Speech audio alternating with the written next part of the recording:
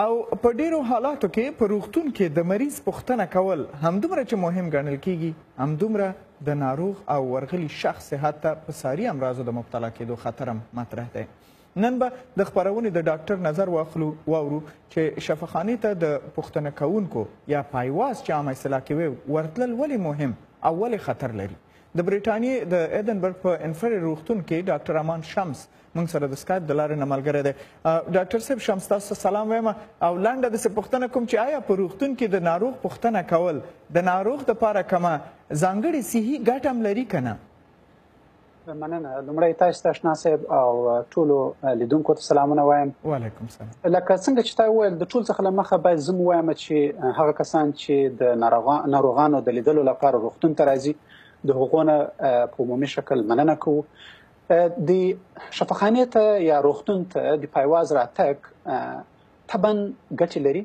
یو له هغو څخه د مثلا چې ناروغانو ته یو څه ډوډۍ راوړي یا په اصطلاح باندې د مشورې په وخت کې کوم وخت چې ډاکټر مشوره ورته ورکوي په هغه وختو کې له ناروغ سره کومک کولی شي. نور هم داسې ډېر شیان دي چې له ناروغ سره پایواز پکې کومک کولی شي.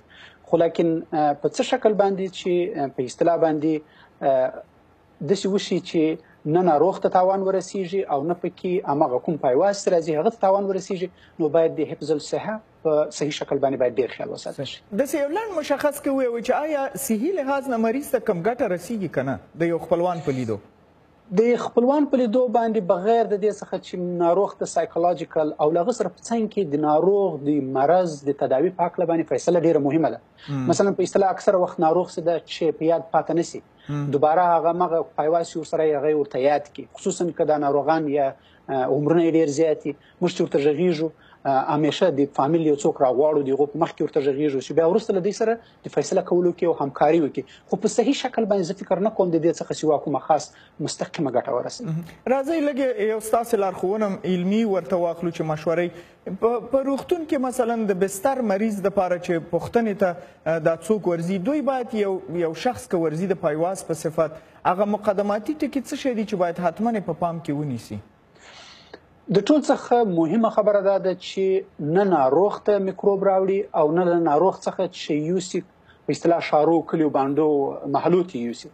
هغه دا ده چې راځي اول باید لاسونه پرېمینځي په صابون باندې په اوبو په صابونه باندې. کله وخت چې ناروغ ته راورسیږي باید کوشش وکړي چې د ناروغ په بستره کښېنني، که ناروغ ته سیروم لګېدلی له هغه سره لاس ونه لګوي، او که د ناروغ ټپ وي او یا زخم وي له هغه سره لاس ونه لګوي. او کله چې د ناروغ څخه رخصتیږي په هغه صورت کې باید دوباره لاسونه پرېمینځي او په صابونه باندې تر څو هماغه میکروبونه چې په شفاخانه کې موجود دي اکثریت یې امکان لري د انټي بایوټیکو د دې شیانو په ضد باندې مقاومت ولري، دغه له ځان سره یونسي او نور خلک ورباندې اخته نه کړي. همدغه ټکي غواړم لږ نور هم واضح کړو. همدغه خلک چې پایوازان شفاخانې ته ځي دوی څومره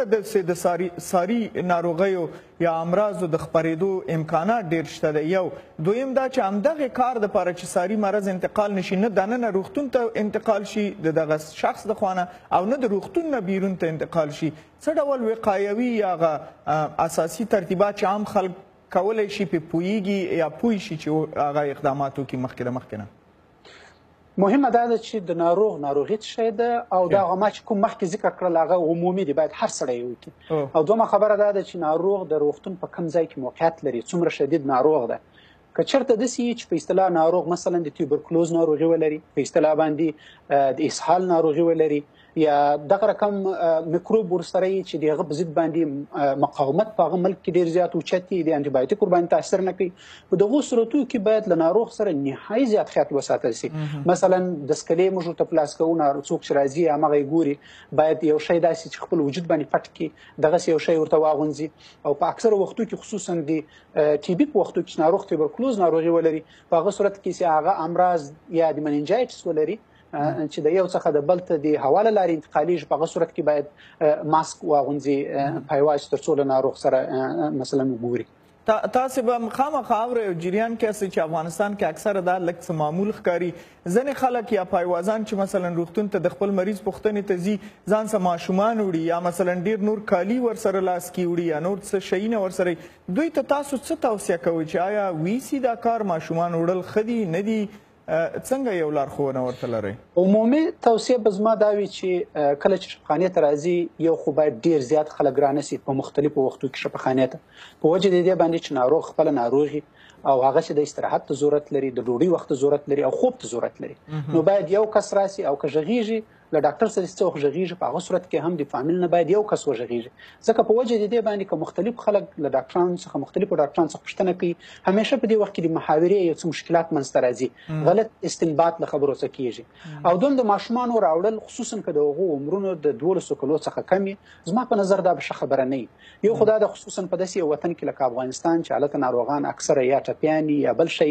شاید په ماشومانو باندې بد تاثیر ولري له هغه سره په څنګ کې ناروغان ماشومان چې کله د 12 کلو څخه یې عمرونه کم وي